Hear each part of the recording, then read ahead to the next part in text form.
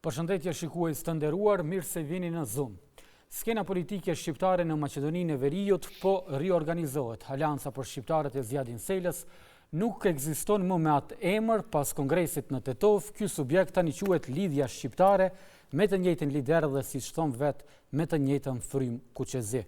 Por riemërtimi vjen pas betejës për vulat me krahun e Taravarit, daljes nga bashkëpunimi me BDI-n dhe një debati të nxehtë për ligjen e përfaqësimit të drejtë dhe adekuat që po kalon me badenter të vogël në parlament, për kodin zgjedhor dhe për vendin e faktorit shqiptar në pushtet. Çfarë është realisht lidhja shqiptare, zgjedhje strategjike apo domosdoshmëri? Dhe ku qëndron sot ajo në raport me qeverinë e me partnerët e dikurshëm? Këtë e hapim me mysafirin ton, deputetin në lidhjes shqiptare, Elmi Aziri. Zoti Aziri, përshëndetje dhe mirëseardhët në Zoom. Përshëndetje, faleminderit për ftesën. Pra, siç thash edhe në hyrje, nga Alianca për shqiptarët u ribrenduat në lidhja shqiptare. Pse pikërisht tani vendoset të vazhdoni rrugën me një emër të ri? Po sepse ju jeni njoftuar edhe opinioni është njoftuar për zhvillimet brenda partijake në Aleancën për shqiptarët dhe ky rrugtim institucional u shndrua në një sag rrënqethse për neve, për aktivistët, për strukturën, për qytetarët, për votuesit e Aleancës për shqiptarët, dhe ne vendosëm që mos të japim luksin askujt që të keq përdor emrin e Aleancës për shqiptarët, që mos na keq përdor neve si figura politike, strukturën aktivistët e tjerë, dhe ne vendosëm për ribrendimin e Aleancës për shqiptarët në mënyrë që aktiviteti jonë, angazhimi jonë qetë i lirë nga pritjet ndoshta artificiale rreth zgjidhjes së kontestit gjyqësor. Lidhja shqiptare tani më është partia e njerëzve të lirë, e njerëzve që nuk pranojnë të nënshtrohen, e njerëzve që nuk pranojnë të dorëzohen, për shkak se ne nuk mund ta kualifikojmë ndryshe këtë zvarritje mbi 2 vjeçare të problemit të vulave të Aleancës për shqiptarët, përposi një tendencë për ta zhbë atë zërin autokton, zërin autonom të asaj çka përfaqësonte dikur Aleanca për shqiptarët. Me përgjithësi mund të them që vazhdimësia ideologjike, politike, programore e idealeve të Aleancës për shqiptarët gjendet te lidhja për shqiptarët, për shkak se opinioni është i njoftuar edhe në kongresin e partisë të cilën ne e mbajtëm me 31 maj. Ne i votuam disa dokumente, i votuam platformën politike, i votuam disa rezoluta me të cilën dëshmohet që po e tham. Besoj që edhe angazhimi ynë, edhe i deputetëve, po edhe i strukturës gjithandej, në këshilltarëve komunal dhe aktivit tjetër politik, me angazhimin tonë e kemi dëshmuar që ne jemi vazhdimësia e angazhimit për ato synime dhe për ato objektiva politike të cilat kanë qenë në dokumentet zyrtare të Aleancës për shqiptarët. Për të qenë më drejt për drejt, ribrandimi ishte domosdoshmëri pas asaj periudhe të cilët e thanë edhe ju zvaritur me vullat e partisë, me betejën me Arben Taravarin? Po, unë nuk e mohova, e thash në fillim, po keni parasysh se për neve Aleanca për shqiptarët dhe lidhja shqiptare në një farë forme janë sinonime. Se fjala Aleanca është bashkim, është lidhja, është një tërësi, domethënë, dhe nuk besoj që shkronjat ose emërtimi ose ndonjë titull i ndonjë libri me automatizëm është dëshmi se edhe brendia e librit është cilësore. Pra, vlerësoj se të gjithë qytetarët duhet që jenë të orientuar në vlerësimin e cilësisë të angazhimit tonë politik, qëndrimeve që i paraqesim, objektiva që i kemi përpara vetit, tash edhe të lidhjes për shqiptarët, dhe nuk besoj se do të jetë shumë e vështirë për ta bërë distriksionin qytetarët mes neve dhe të gjithë atij grumbullit njerëzve që më thirrën në emër të Aleancës për shqiptarët. Në fakt, sa ju ka tash është bëmo realisht është përkeqardhje se ajo që ndodhi në Aleancën për Shqiptarët ajo ndarja fatkeqe, panevojshme, dëmshme, prodhoi shumë udhëheqës dhe shumë lider të Aleancës për Shqiptarët. Sa ju ka dëmtuar kjo juve dhe a mund të jetë ribrendime dhe një hap i vonuar në këtë segment? Ndëgjoj, është pak e rëndësishme dëmi që eventual që ka mund të na shkaktohet neve si strukturë politike, si organizim politik. Është e vërtetë se ne jemi të lënduar, apo? Jemi të lënduar sepse në momentin kur ke probleme në shtëpi, vështirësohet rruga për realizimin e objektivave, apo se prioritet ka shtëpia. Po ne ngadal po e morrim veten, po e konsolidojmë veten, qoftë në dimensionin programor të platformave, qoftë edhe në dimensionin strukturor. Ajo që e thash në fillim, është shumë e rëndësishme sa është dëmtu me ndodhit në Aleancën për Shqiptarët, sa është dëmtu mendimi politik, artikulimi i ideve politike, sa është dëmtu mundësia për organizimin e mirëfillt të një strukture kohezive politike, e cila ishte burimore dhe e cila ishte alternativa serioze për një zëvendësim cilësor qeverisjes 2 dekadëshe të Bashkimit Demokratik për Integrim. Unë mendoj që i gjithë fokusi do duhet të orientohet këtu. Demokracia si sistem shoqëror dhe politik, ne e dim, ka shumë forma të veprimit, po forma më produktive është organizimin e parti politike. Dhe nëse një punë 10 vjeçare prej paraqitjes fillestare në skenë nga viti 2014, në tentim të ofrimit njerëzve, të konsolidimit strukturave, të filtrimit të ideve, të familiarizimit me qytetarët, të imponimit të Aleancës për Shqiptarët si faktor i paqëtërsueshëm në skenën politike të shqiptarëve edhe në vendimarrje, po edhe në skenën politike të vendit në tërësi, dhe nëse e godet, atëherë nuk mendoj që fokusi do duhet tjetë se sa është dëmtu partia, sa është dëmtu Elmi Aziri, Zjadin Sela, etj. Problemi është se partitë politike nuk ekzistojnë për vetveten. Partitë politike nuk do duhet jenë në funksion dhe në shërbim të vetvetes. Partitë politike janë në funksion të kolektivitetit, në rastin tonë konkret në funksion të përmirësimit të pozitës juridiko-kushtetuese dhe gjendjes socioekonomike të shqiptarëve para së gjithash, po edhe të shtetit.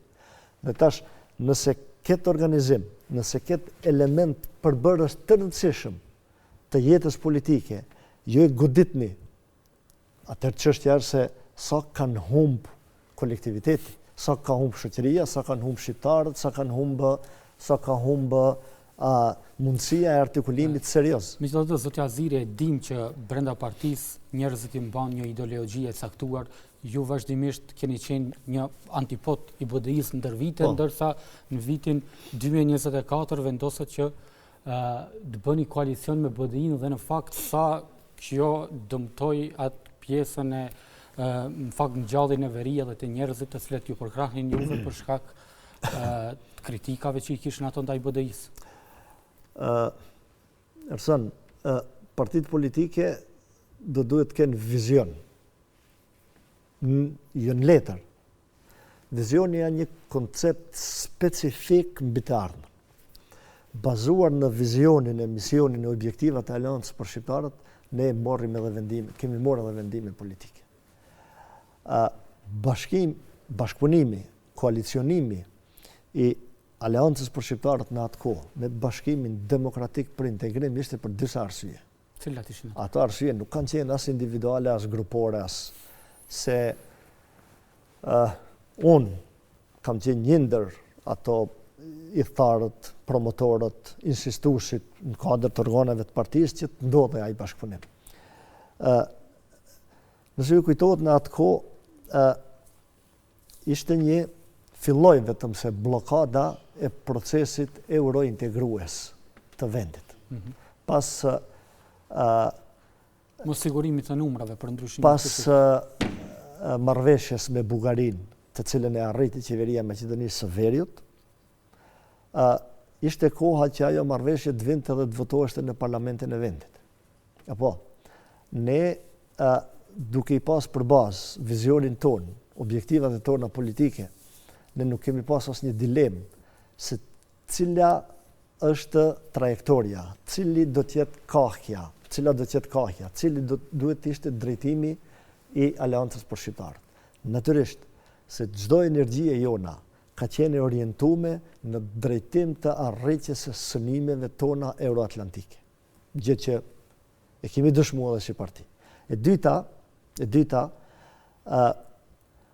ky bashkëpunim edhe dalja në zgjedhje së bashku me Bashkimin Demokratik për Integrim në kuadër të Frontit Evropian ishte si përgjigje ndaj homogenizimit të bllokut politik maqedonas. Homogenizim i cili ishte i orientuar në dy drejtime. Një, kundër vazhdimit të rrugës eurointegruese të vendit, gjë që po e shohim çdo ditë, dhe e dyta, nëse ju kujtohet në atë kohë besoj duhet me ju kujtuar se jeni gazetar. Çdo natë ka pas nëpër mjetet informimit emisione duke thonë që shqiptarët e morën shtetin, shqiptarët e morën ekonominë, shqiptarët e morën biznesin, shqiptarët e morën institucionet, edhe fillon me vagë analitike, me peshore analitike, peshore të bërnatoreve, me i matë se shqiptarët janë dikun 25.1, e kanë kalu me 0.1 përfaqësimin, e kanë kalu me 0.2 përfaqësimin.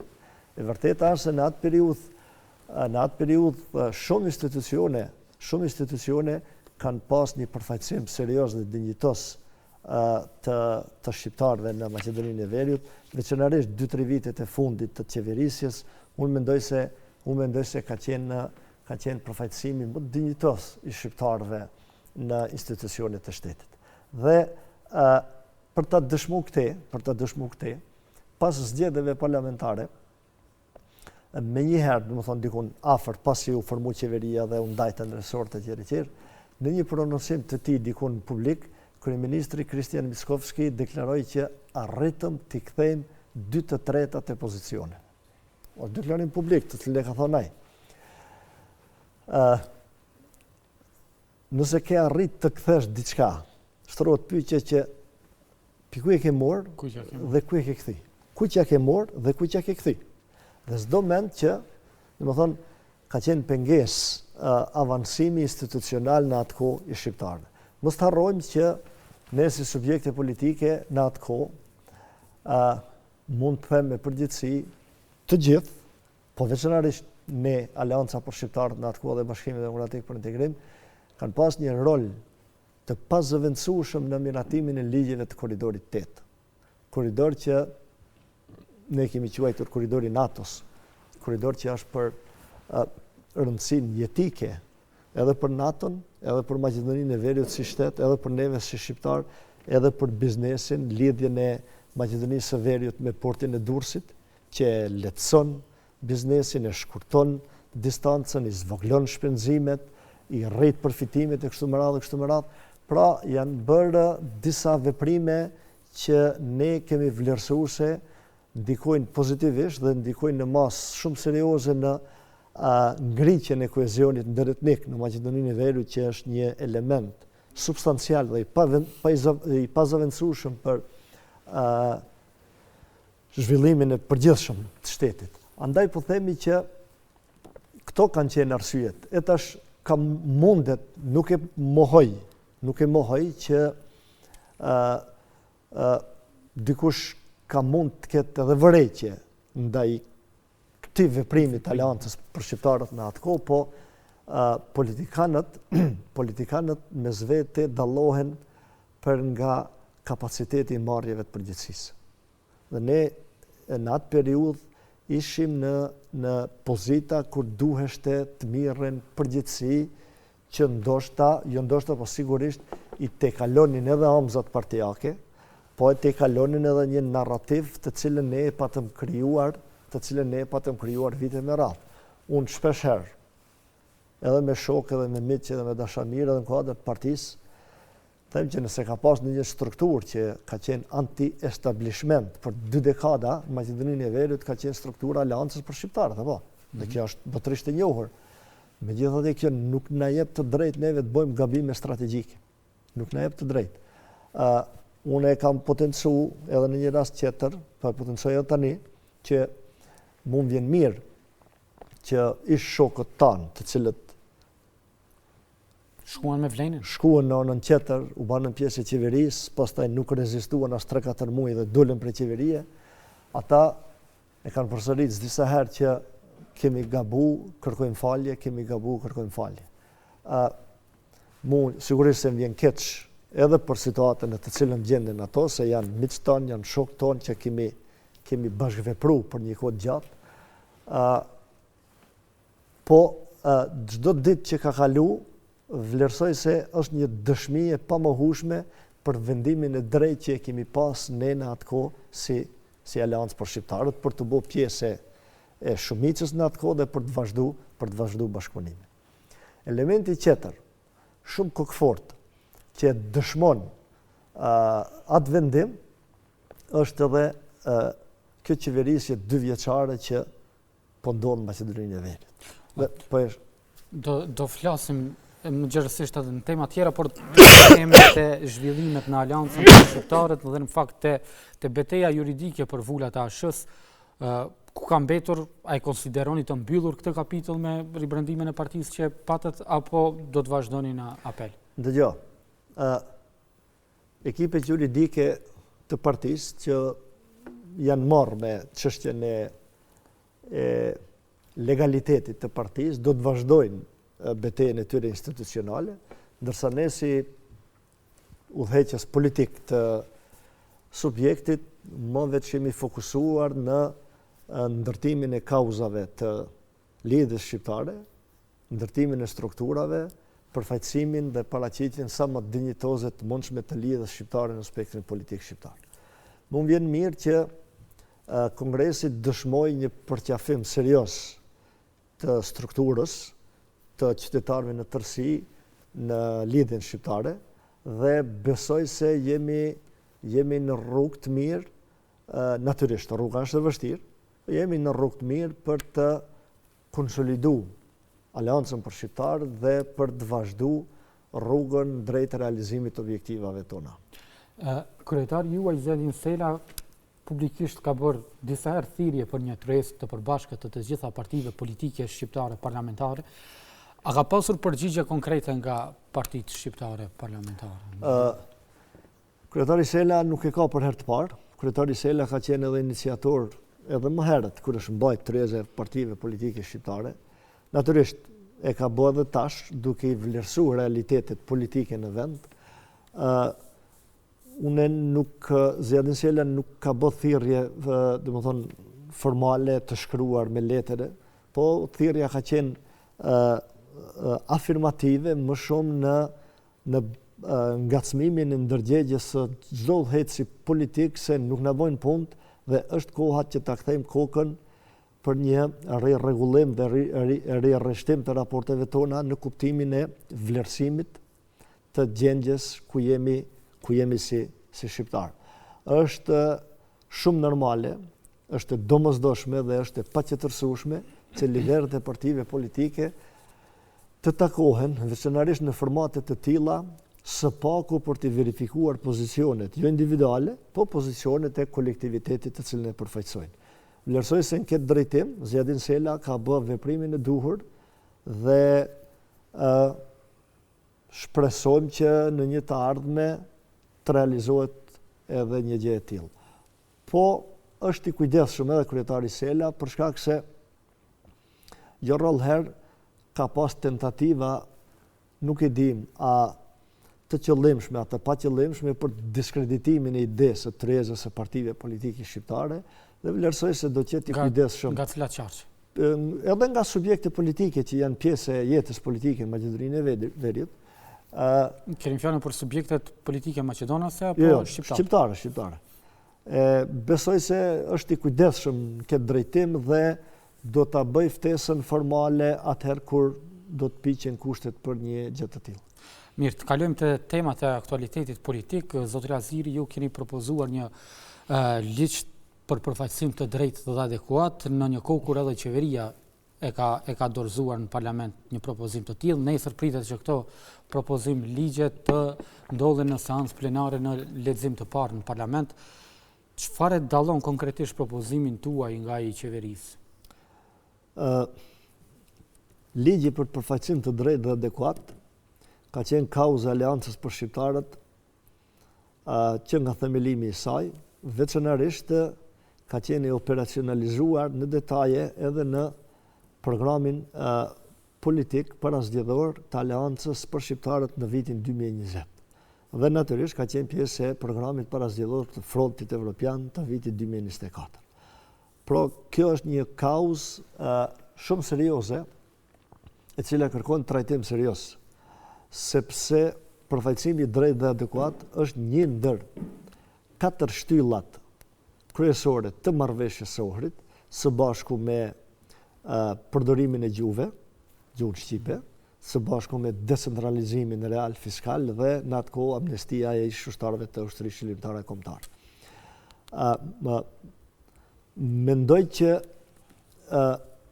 ajo që e kemi propozuar ne dhe ajo që e ka propozuar qeveria nuk mund të jenë konkurruese me njëri tjetrin, por nuk mund të jenë as zëvendësuese të njëri tjetrit. Për shkak se Lidhja Shqiptare tashmë ka propozuar një ligj i cili realisht e rregullon një çështje të një rëndësie të veçantë. Po pse mendoni se propozimi i ligjit i qeverisë nuk e rregullon? Ndërsa ajo që e ka propozuar qeveria, sipas vlerësimeve tona, nuk është një ligj, po është shprehje e një dëshire, ndoshta edhe formale, se nuk e dim realisht kush se çka mendon, është një dokument që me një i përpiluar në terma të përgjithshëm, terma të cilët mund t'i gjejmë në Kushtetutën e vendit, logjikën e formulimit, edhe në kartat universale ndërkombëtare për të drejtat e njerëzit, ndërsa ne mendojmë që ligji nuk e ka detyrën, obligimin për të shpreh gatishmëri, për të shpreh mirënjohje, për të shpreh dëshirë, për të afirmuar, për të dhënë mendim pozitiv. Po ligji duhet të rregullon një çështje që nga nisja deri në fazën e zbatimit, mbikëqyrjes, sanksionimit e kështu me radhë. Ligjin të cilin e ka propozuar Lidhja Shqiptare i përmban të gjitha elementet që i takojnë një ligji, si parashikohet duke e marrë për bazë edhe logjikën e rregullimit të pozitës juridiko-kushtetuese të shqiptarëve në Maqedoninë e Veriut. Ne kemi shpreh në vazhdimsi mos pajtueshmëri. Kemi shpreh mos pajtueshmëri me definimin numerik të gjuhës shqipe. Si Aleancë për Shqiptarët në atë kohë, kemi pas kaos, kemi bë fushata për sensibilizimin e opinionit se që çështja duhet ndryshohet. Dhe unë mendoj që ne jemi subjekti vetëm që e kemi nxit dhe e kemi zhvilluar këtë ide. Bele ka pas edhe subjekte tjera që kanë thonë, po çka po e pengon mirë as puna. Po ne nuk mund ta mohojmë faktin që dokumenti bazë i shtetit është kushtetuta dhe në kushtetutë ne jemi 20%. Apo, ne jemi 20%. Pastaj, e dini ligji për përdorimin e flamurit kombëtar. Është po ashtu i rregulluar me përqindje. Aty ku janë 50% përdoret, aty ku janë 50% s'përdoret.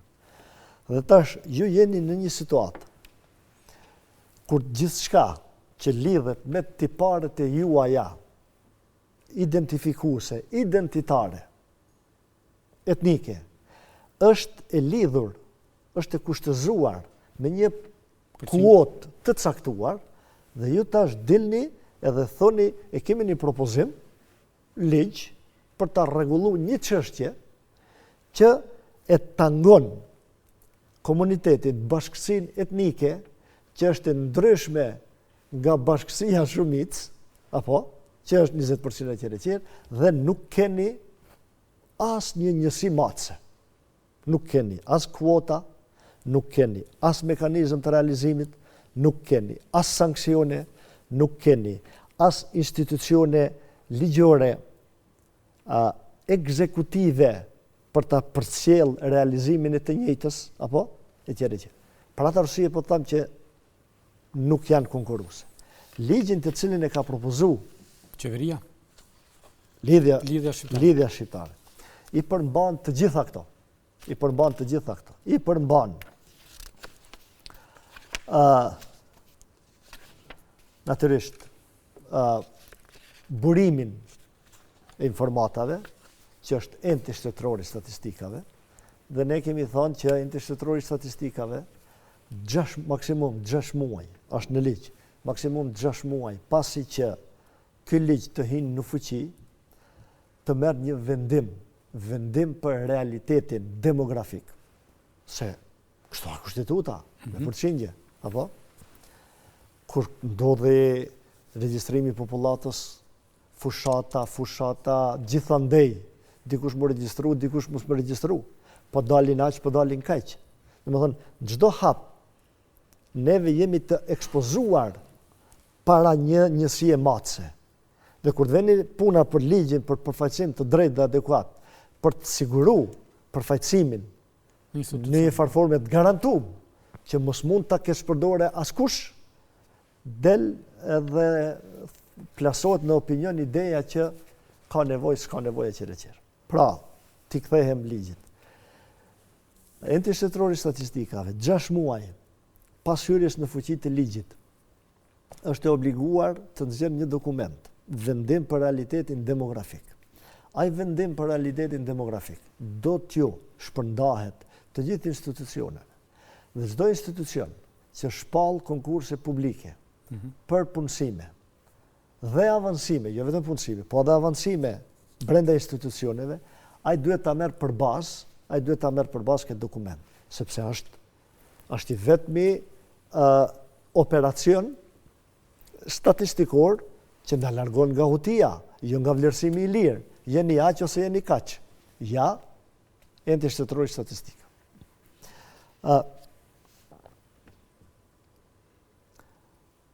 Përpos kësaj. Vetëm vjelemi këtu që për ta sqaruar më mirë edhe në lidhje me dilemat që mund të ketë opinioni publik. Zotja Azire, dim që një pjesë e institucioneve të cilat tradicionalisht janë menaxhuar nga shqiptar, ka një përqindje më të lartë të punësuarve shqiptar në për ato institucione. Tani kemi një disbalans mes institucioneve, diku ka 2% punësuar shqiptar, diku ka ndoshta edhe 0%, ka edhe mbi 30% në disa institucione. Tani kjo si do rregullohet? Po këtu ka qenë tendenca e propozimit tonë të ligjit që përfaqësimi i drejtë dhe adekuat, përfaqësimi institucional, mos tjetë në dëshirën e mirë të individit, mos tjetë në dëshirën e mirë të udhëhecit institucionit, mos të varet është ministri, është drejtori, është udhëheci shqiptar ose është i nacionalitetit tjetër. Po këtë çështje duhet rregulluar me ligj. Dhe për atë arsye ne kemi propozuar ligj për ta rregulluar në mënyrë serioze, për ta rregulluar një mendet dhe mos mundet askush të ketë interpretime sipas qefit dhe sipas dëshirës së tij. Po është ligji, janë nenet e ligjit, janë dokumentet përcjellëse, janë mekanizmat zbatues, janë institucionet mbikëqyrëse dhe janë sanksionet nëse nuk zbatohet ligji. Janë sanksionet qoftë për institucionet, qoftë për individin që e udhëheq institucionin, që do të nënshtrohen sanksioneve nëse nuk është respektu ligji për përfaqësim të drejtë dhe adekuat gjatë shpalljes së konkursit. Ligjin që e ka propozuar qeveria, nuk e di a keni pas rast ta lexoni. Nuk e di opinioni a ka pas rast ta lexon ose jo. Besoni se askund nuk përmendet një gjë e tillë. Përkundrazi, ligjin që e ka qeveria, theksin e vendos tek meritokracia, dhe në shumë paragrafe përmendet meritokracia, sa që krijohet përshtypja që këto kushdo që punësohet prej shqiptarëve, prej turqëve, prej romëve, prej sërbëve, jo, ka dilema për profesionalizmin. Ashtu krijohet përshtypja. Dhe realisht, përpilimi i ligjit atë përshtypje ta krijon, atë përshtypje ta lejon. Bile, nëse më lejoni shkurt, ta citoj. Ndër qëllimet, thot ligji parashikon që masat e sigurimit, përfaqësimit drejt dhe adekuat duhet që janë proporcionale, të përshtatshme, të arsyetuar në aspektin kohor, duke theksuar shprehimisht se ato nuk guxojnë të çojnë në zbatimin automatik të kritereve etnike, apo në vendosjen e kuotave rigjide gjatë punësimit. Në këtë mënyrë parandalohet mundësia e cënimit të barazisë etj. Shife, ligji jo që nuk ta garanton, po ligji ta ndalon kriterin etnik gjatë punësimit. Në rregull, po pse ekziston kriteri etnik si 20% në kushtetutë? Pse ekziston kriteri numerik, matas? Pse ekziston kriteri numerik për përdorimin e flamujve? Pse ka pas fushat 2-3 vjeçare, kontaminimi i opinionit? Shumë shqiptar kanë hinë punë, u bë kryeministri shqiptar, shkoi shteti, apo momentin që duhet të zgjidhet kryetari i parlamentit i kuvendit shqiptar. Kishin protesta, po. Kishin protesta dhe dashti Zoti mos të kemi viktima, apo domethënë jemi në një dihotomi të disonancë kognitive, nuk po di si mu shpreh, që nuk shpjegohet. Ligji nuk ka as mekanizma, ligjin që propozon qeveria, nuk ka as mekanizma zbatues, s'ka mekanizma zbatues. Ligji nuk ka as sanksione për mos zbatimin, se unë e përmenda edhe në një rast, nëse të gjitha ligjet do të ishin formuluar në këtë formë, për shembull, fusha e ligjeve të kategorisë penale, nuk jam jurist, nuk i kuptoj mirë, nëse nuk ka sanksione, po asnjëherë nuk shkon burg. Përfaqësuesit e gjenit përfaqësues qeverisë thonë që në fakt ato funksionarë të cilët nuk e respektojnë ligjin për përfaqësim të drejtë dhe adekuat mund të shkojë puna deri aty sa që të shkarkohen nga pozita e tyre. Për shkak se këtë do ta mbikëqyrë trupi koordinues në krye me zëvendës kryeministrin e parë. Sipas këtij kriteri, krejt qeveria duhet me shku të shtëpia, kjo qeveri që është tash. Krejt qeveria duhet me dhënë ndërheqje. Atë çka ka ndodhur që 2 vjet. E dini ju se në çdo institucion të vendit, në shumicën e institucioneve të vendit, edhe tabelat që kanë qenë në 2 gjuhë janë largu, edhe tabelat. Dini ju që ka institucione që nga udhëheqësi i institucionit është lëshu mail deri tek punësuarit, edhe thonë që komunikimi në kuadër të institucionit, komunikimi i institucionit me institucione tjera, komunikimi i institucionit me publikun, bëhet vetëm në gjuhën maqedonase. I dini ju të informata. Pra të arsye po them që nëse është kjo kështu, atëherë ne të fillojnë ta zbatojnë. Kjo që ka ndodhur me këtë qeverisje për 2 vjet në Maqedoninë e Veriut, kam fjalën në kuptimin e avansimit, punësimit, udhëheqjes së institucioneve në Maqedoninë e Veriut, sipas këtij kriteri, ndërheqja, këto do të më thonë ndërheqje më në qeveria, se nuk e kanë plotësuar këtë kriter, apo. Po, përgjegjësia politike është kategori tjetër. Përgjegjësia politike është kategori tjetër. Përgjegjësia morale është kategori tjetër. Neve jemi të interesuar në mënyrë ligjore ta rregullojmë çështjen. Ne kemi një zëvendës kryeministër që 3 muaj, 4 muaj nuk u kon punë. Nuk u kon punë. Edhe nuk ka pas kapacitet askush ta shkarkon. Ndërsa ligji për marrëdhënie pune thot 3 ditë nëse s'vjen punë, përjashtohesh prej pune. Edhe në rast të vdekjes të familjarit në shtëpi, 3 ditë i kije drejt me morë ditë lira, apo? Ne i shohim çdo ditë edhe përplasjet mes eksponentëve më të lartë të subjektet që janë qeveri rreth angazhimeve politike dhe askush, askënd nuk ka kapacitet as ta shkarkon, as ta ngarkon. Për zotin Limani? Po për gjithë. As ta shkarkon, as ta ngarkon. Po dhe t'ishtë ajo mundësi. Ndërheqja është kategori politike që lidhet drejt për drejt me ndërgjegjen e individit, që lidhet drejt për drejt me gatishmërinë, me u ballafaqu me realitetin, po ne nuk jemi të interesuar që një çështje kaq e rëndësishme ta vendosim në mëshirën e disponimit individit. Se ne po e shohim Maqedoninë e Veriut, kryeministri prej kryeministrit po dallen shumë. Tash ne nëse si kolektivitet, si komunitet Maqedoninë e Veriut, presim të realizojmë objektivat tona, nëse vash Zoti vjen dhe një kryeministër i mirë, më i butë, atëherë çka ndodh me pozitën juridiko-kushtetuese dhe gjendjen socio-ekonomike tonë. Për atë arsye, shtetet rregullohen me dokumente. Dokumenti kryesor është kushtetuta, që pasojnë ligjet, rregulloret e kështu me radhë.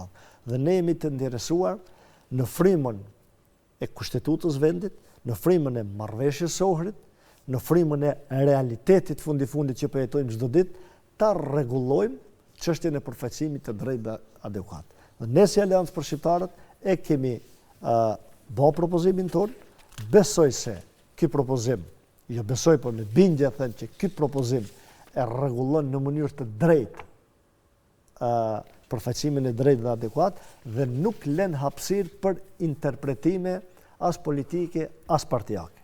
Ligjin që e ka propozuar qeveria i gjithi i ka 16 nene, e thash edhe në parlament, i ka 16 nene, prej cilve prej të nene 1 dhe deri te nene 5 janë të përgjithshëm, nuk janë përshkruese, nuk ka të bëjë me analizën materiale të rregullimit të çështjes, dhe prej të ligji 9 është trupi koordinues, deri në fund, domethënë është rritja e vetdijes publike nene 12, promovimi dhe edukimi nene 13, evoluimi nene 14, dispozitat kalimtare nene 15. Hyrja në fuqi. E dim që ligjet i kanë numrat në parlament dhe dim disponimin e qeverisë lidhje me këtë çështje. Propozim ligji për përfaqësim të drejtë dhe adekuat është paralajmëruar që gati para 2 vitesh dhe tani më në fund po e kemi në parlament. Tani e dim edhe disponimin e partisë më të madhe politike në Maqedoninë të Veriut, VMRO-DPMNE-s, karshi kësaj teme. Ju a do të ngeleni vetëm me propozimin tuaj apo do të vendosni propozoni edhe amendamente në lidhje me ligjin e qeverisë? Dëgjoj, përpjekjet e tona do të jenë në funksion të bindjes së partive politike të cilët janë në kuvendin e vendit për cilësinë e ligjit tonë. Nesër votohet në lexim të parë në kuvend, votohet nevoja për këtë ligj. Domethënë nevoja për të pas ligj për përfaqësim drejt dhe adekuat dhe pastaj vazhdon procedura parlamentare. Ne shpresojmë që do të hasim në mirëkuptim tek deputetët për të marrë mbështetje për ta votuar ligjin tonë. Sa i takon çështjeve të tjera, tani nuk janë gjendje për të thënë vlerësim dhe mënyra se si do të veprojnë më të qenë si subjekt politik, për shkak se realisht ndajmë bindjen që nuk kemi të drejtë një ligj me një rëndësi vitale ta trajtojmë në mënyrë kaq lehtë. Dhe si interpretoni faktin që ky ligj do të miratohet me badenter të vogël? Po, çka badenteri? Badenteri është numër. Cili numër? Numër i deputetëve që nuk janë pjesëtar të komunitetit shumicë, apo? Edhe një dëshmi që ligjin që e ka propozuar qeveria nuk është konform kritereve, standardeve që është ndërtuar Kushtituta e Maqedonisë, është i ndërtuar kohezioni, ta quaj ashtu, i brendshëm dhe rrethnik. Përfaqësimi jonë gjithka nga shkojmë ne si kolektivitet, ne ndeshemi me kufizime. Dhe ato kufizime janë numerike. Dhe tash vjen ligji i qeverisë dhe nuk e përfill këtë kriter. Nuk ka as kuota, nuk ka as mekanizma e qereqe.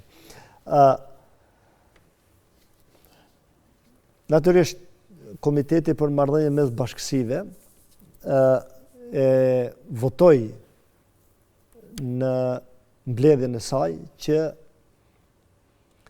ky ligj të kalon me të ashtu quajturin badenter i vogël. Kjo është një dëshmi se nëse bëhesh pjesë e qeverisë pa legjitimitet, nëse bëhesh pjesë e qeverisë pa mbështetje popullore, dhe nëse legitimiteti yt buron nga dëshira e një kryeministri, cili do qoftë ai, me kriteret e atij, ti je i detyruar me bë veprime që ndoshta edhe ti vetë nuk pajtohesh me të njëjtat. Me të njëjtën logjik, jam i bindur se kushdo që e lexon, edhe deputetët e Vlenit, nëse e lexojnë ligjin, të cilin e kemi propozuar ne si lidhje shqiptare, edhe ata do të thonë që po është vërtet, ky është ligji që realisht rregullon çështjen. Është një tentativë për të mundu të shprehe me zhargonin politik që në derë të vogël ta kalojnë ligjin, për shkak se nuk e kanë badenterin, nuk e kanë shumicën e deputetëve nga komunitetet jo shumicë, dhe tentojnë që të shfrytëzojnë mungesën e deputetëve, se badenteri në thojza i vogël, do të thotë mirët parasysh prezenca e deputetëve, jo sa deputet ka një komunitet, po sa deputet janë prezent në sallë kur votohet një ligj i caktuar. Dhe po supozoj se tentojnë që ta shfrytëzojnë mungesën e ndonjë deputeti eventualisht që të kalon e njëjtë.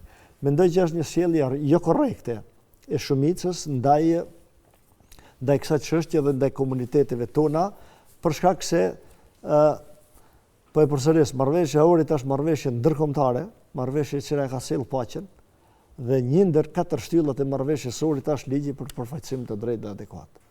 Dhe kjo qasje kaq mos përfillse e këtij ligji nuk i bën nder askujt, po përkundrazi, nëse ky ligj votohet në këtë formë, qeni të bindur që nesër ose mas nesër neve do të na shërben si pengesë për realizimin e objektivave të këtij ligji. Po do të kalojmë edhe të çështje tjera me rëndësi. Zoti Aziri, grupi i punës në lidhje me kodin zgjedhor po vazhdon me punën. A keni propozime konkrete në lidhje me këtë çështje? Po, unë jam antar i atij grupit punës së bashku me kolegin Iliri Dauti. Kemi takime të shpeshta. Të hënën patëm takim. Brenda javës, ditën e njëjtë ose ditën e premte, duhet të kemi edhe një takim. Deri tani janë diskutuar harmonizimet e neneve të ligjit të kodit zgjedhor, të cilat vëreqet që i kanë sjellë edhe OSVE-Odiri, edhe partitë politike, edhe mediat, edhe gjitha palët e interesuara. Shpresoj që këtë javë do të hapet edhe tema e modelit zgjedhor, tema e njësive zgjedhore. Aleanca për shqiptarët, në atë kohë, tash Lidhja Shqiptare, që shmoti e ka bërë të njohur propozimin e saj, ne si parti politike kemi një propozim që shteti duhet të ndahet në 8 njësi zgjedhore. Natyrisht, listat e hapura, këtë nuk e diskutojmë, dhe më thënë jemi për listat e hapura, ka qenë edhe ki propozimi jin, listat e hapura, dhe shteti duhet të ndahet në 8 njësi zgjedhore. Ne jemi dëshmitar që para çdo cikli zgjedhor kemi shkelje të ligjit për zgjedhje. Sepse ligji për zgjedhje thotë që numri i votuesve në çdo njësi zgjedhore nuk guxon të kalon 5%, apo? Dallimi mes njësie në njësi tjetër. Dhe ne jemi dëshmitar çdo cikël zgjedhor se ky ligj nuk respektohet. Dhe po ashtu jemi dëshmitar para çdo cikli zgjedhor ka tentativë për të ndryshuar njësitë zgjedhore. Komuna e Dibrës ka qenë edhe në 5 edhe në 6, pastaj ka shku vetëm 5, komuna e Kërçovës është ndarë edhe në zonën 5 edhe në zonën 6, komuna e Çajirit është ndarë edhe në zonën 1 edhe në zonën 2. Pra, propozimi prej 8 njësi zgjedhore ka dalë si rezultat i ndarjes së Maqedonisë së Veriut në 8 rajone zhvillimore. Dhe po supozoj që institucionet e vendit, kur e kanë bërë ndarjen e shtetit në këto rajone zhvillimore, ato kanë qenë njerëz intelektual, shkencëtar, demograf, matematikan, ekonomist, statisticien, dhe i kanë marrë për bazë të gjitha tiparet, të gjitha kriteret. Apo? Qoftë numrin e banorëve me njësi, qoftë degët ekonomike, degët industriale me cilët disponojnë zonat të caktuara dhe mbi bazën e kësaj ndarje të rajoneve zhvillimore, planore në vend, edhe pushteti qendror është i disperzuar në për këto njësi. Çdo organi pushtetit qendror, dhe më thonë, i ka njësit e veta rajonale në për këto njësi rajonale. Dhe tash ju i keni gjithë funksionimin e shtetit e keni të organizuar mbi bazë të kësaj logjike të ndarjes. 8 rajone planore zhvillimore. Dhe ne kemi propozuar që me të njëjtën logjik do duhet që edhe njësitë zgjedhore të ndahen në 8 njësi zgjedhore. Dhe çdo njësi do të sjell deputet në parlament në varësi prej numrit të banorëve që e kanë njësitë. Sepse kështu është edhe për zgjedhje lokale, kështu është edhe për këshilltar, domethënë si kriter mirret numri i banorëve. Nëse njësia, njëra prej njësitë ka më shumë banor, tash kërkoj falje, po nuk i di përmend numrat e njësive, e banorëve të njësive, atëherë çon më tepër deputet. Nëse rajoni jug perëndimor ka më tepër banor, çon më tepër deputet. Nëse rajoni Pollogut ka më tepër, ai çon edhe më tepër. Nëse rajoni veri perëndimor ka më pak, ai çon më pak. Domethënë arrihet një mesatare e dërgimit të deputetëve në varësi për numrit të banorëve. Si është disponimi të parti tjera politike për shkak se kemi parasysh ka qenë kërkesë disa partive për një njësi të vetme zgjedhore? Po, jemi koshient për këtë dëshirë të disa partive politike. Natyrisht ne jemi kundër kësaj për shkak se mendojmë se një njësi zgjedhore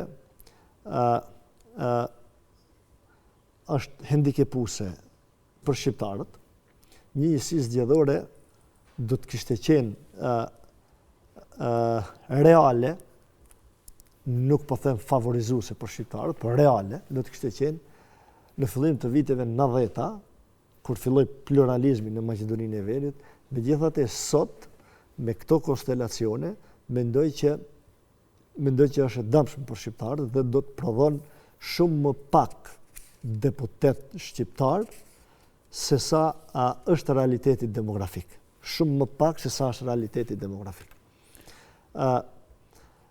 Pastaj paraqitet edhe një handicap tjetër. Shtrirja gjeografike e partive politike shqiptare. Ne e dim, partitë politike shqiptare kryesisht janë në pjesën veriperëndimore të Maqedonisë së Veriut, apo. Ndërsa subjektet tjera politike i dim që kanë shtrirje gjithandej territorit. Edhe organizimi, ne e dim, ekziston mundësia që gjatë ditës zgjedhjeve edhe të kesh përdoret procesin zgjedhor. Unë e kam të vështirë, për shembull, që do një aktivist, do një shok pjesë të strukturës partijake, ditën e zgjedhjeve, për shembull t'i them ta dërgoj si vëzhgues në në Vallandov, në Strumic, në Veles, në vende ku janë, ku nuk ka strukturë as partijake, po edhe ku nuk ka strukturë multietnike të përbërës. Janë shumë çështje që dëshmojnë që një njësi zgjedhore do t'i hendikepon shqiptarët si model zgjedhor.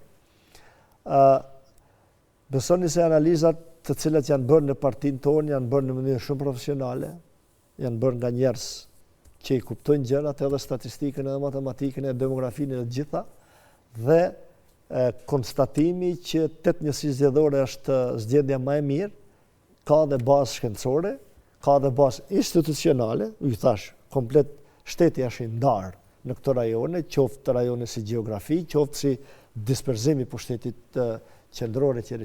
Kështu që qëndrimi i lidhjes shqiptare është 8 njësi zgjedhore. Kur jemi te tema e kodit zgjedhor, zgjedhjeve, zoti Azire, kemi parasysh që këto periudha shpesh është përmendur mundësia e zgjedhjeve të parakohshme parlamentare. Ju si e vlerësoni, a duhet këtë zgjedhje të parakohshme dhe si opozit në fakt ai kërkoni atë?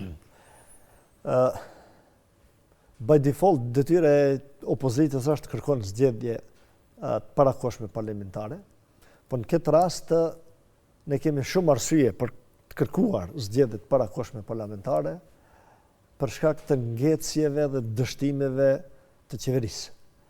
E para, pozicionet të rigjide të kryeministrit dhe qeverisë sa i takon rrugës eurointegruese janë shqetësuese edhe për neve si parti politike, për qytetarët në tërësi. E dyta, përfaqësimi institucional i shqiptarëve ka ndodhur si rezultat i suspendimit të demokracisë të shqiptarët. Pjesëmarrja e shqiptarëve në votim në ditën e zgjedhjeve në maj të vitit 2024 është e shumëzuar me 0, sepse kryeministri nuk e ka përfill as verdiktin, as vullnetin e votuesit shqiptar, po kryeministri ka dhënë përparësi parapëlqimeve të tij, parapëlqimeve në kuptimin ndaj subjekteve politike. Dhe ai ka vendosur që votuesi shqiptar mund të voton çka don, po unë jam ai që vendosi, kanë e banë qeveri dhe me kënd i udhëheq institucionet. Dhe ne çdo ditë po i shohim pasojat e këtij vendimi. Qeveria sot punon me një program qeveritar, program i cili përmban programin parazgjedhor të VMRO-DPMNE-s dhe asnjë shkronjë të vetme të subjekteve politike shqiptare që janë në qeveri. Asnjë shkronjë e programit të tyre parazgjedhor nuk është në programin e qeverisë. Këto janë pasojat e mos respektimit të legitimitetit. Një, domethënë e dyta, si arsye pse duhet me pas zgjedhje të parakohshme. E treta, indikatorët ekonomik të vendit janë shqetësues. Ne dim që qeveria e vendit 2 muaj ose 3 muaj pas formimit të qeverisë e morri një borxh 1 miliard euro nga Hungaria, formalisht nga Hungaria, ndërsa ka pas zëra që ato mjete kanë mund të jenë kineze, kanë mund të jenë të burimeve të ndryshme, dhe askush nuk ka informacione se pjesa dërmuese e atyre mjeteve ku janë shpenzu. Kemi pastaj huazime të reja, para një javë dhe 10 ditëve qeveria ka marrë një borçtëri 260 milion euro me kamata 326 milion euro do të mi kthi. Inflacioni është shqetësues, deficiti buxhetor është shqetësues. Bile edhe guvernatori i Bankës Popullore theksoi që deficiti buxhetor deri në fund vit mund të shkon deri në 6% të produktit të brendshëm bruto. Projekcionet fillestare kanë qenë 3% të produktit të brendshëm bruto. Momentin që po flasim e kemi 3.5% të prodhimit të brendshëm bruto. Në momentin që po flasim, domethënë me përfundimin e muajit maj, qeveria e Maqedonisë së Veriut e ka harxhu mbi 70% të deficitit buxhetor, ndërsa kemi deri në fund vit edhe 7 muaj qera, domethënë për 5 muaj është harxhu mbi domethënë 70%, gjë që dëshmon që qeveria do të ketë nevojë për mjete shtesë për të financuar nevojat vijuse të planifikimeve buxhetore. Kemi rënje drastike të investimeve të huaja. Pra janë shumë elemente që neve si opozit kemi të drejtë të kërkojmë zgjedhje të parakohshme, procesi integrues, përfaqësimi me gjysmë legitimitet i kësaj qeverie, dështimet në ekonomi, ashpërsimi i kohezionit ndërretnik, retorikat shpeshherë nxitse, kështu me radhë. Kështu që besoj që janë të nevojshme zgjedhjet e parakohshme, por nuk varen nga ne, për shkak se ju dim, për shkruan zgjedhjet e parakohshme duhet të shpërbëhet kuvendi. Për të shpërbëhet kuvendi duhen vota, ato vota ne nuk i kemi. Kështu që varet nga shumica se kur do të vendos për zgjedhjet parakohshme.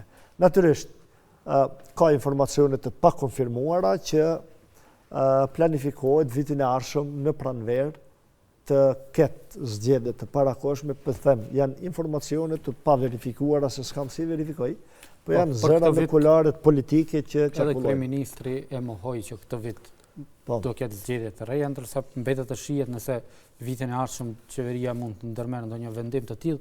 Megjithatë, zotja Aziri, desha t'ju pyes, thash që në fillim të emisionit që zgjedhjet e fundit keni qenë në koalicion me BDI-n, më herët partia juaj ka qenë në koalicion edhe me Lëvizjen Besa, edhe me Alternativën, të cilët janë tani pjesë e Vlenit.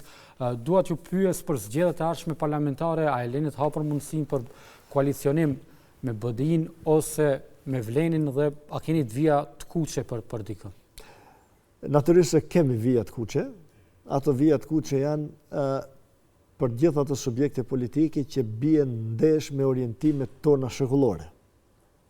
Orientimi ynë është Brukseli e Washingtoni, orientimi ynë ideologjik që janë vlerat perëndimore, demokracia e mirëfillt, respektimi i veçorive dalluese dhe ndërtimi i shtetit për të gjithë. Ndërsa sa i takon partive politike shqiptare, ne nuk ka, është Levica. E kam fjalën për shqiptarë. Jo, sa i takon partive politike shqiptare, ne nuk kemi vija të kuqe, jemi pjesë e spektrit politik të shqiptarëve dhe do të shohim në vazhdim se çka do të na sjellë ardhmja në kuptimin e mundësive për paraqitje më të mirë në zgjedhje. Natyrisht se gjithnjë opcion është edhe dalja vetë në zgjedhje, gjithnjë është opcion. Megjithatë, ta shohim se si po rrjedh puna edhe me kodin zgjedhor, çka po ndodh, edhe ta shohim kur qeveria ka vendos, nëse ka vendos që të ketë zgjedhje të parakohshme, jemi të hapur për bisedime, për bashkëpunime. Qëllimi ynë kryesor është që aty ku jemi të japim kontribut për përmirësim cilësor të gjithë asaj me të cilët mirët politika. Dhe për fund, zotja Aziri, si komentoni anketat e publikuara së fundmi ku partinë tuaj e paraqesin me një rating më të ulët në krahasim me parti tjera politike shqiptare? Të thonë drejtën, gjen në Facebook, domethënë kam pa shumë anketa, kam dëgjuar një deklaratë të kryeministrit, burimin e atyre numrave nuk e di cili është, porositë e anketave nuk e di cili është, sinqerisht nuk di si ti interpretoj, sepse kam pa gjë besoj strukturat partijake e kanë bot vetën, apo, për t'i kriju ndoshta favore kështu në rrjetet sociale partijës vetë çdo njeri, kështu që mendoj që anketa më e mirë shifet ditën e zgjedhjeve. Anketa më e mirë është dita e zgjedhjeve. Atëherë, ju faleminderit që ishit pjesë e emisionit tonë. Faleminderit për ftesën, ishte kënaqësi. Kënaqësi ishte gjithashtu. Shikues të nderuar, ne këtu po përfundojmë me këtë Zoom. Ju faleminderit edhe juve për vëmendjen dhe nga unë Ersan Pajaziti, natën e mirë.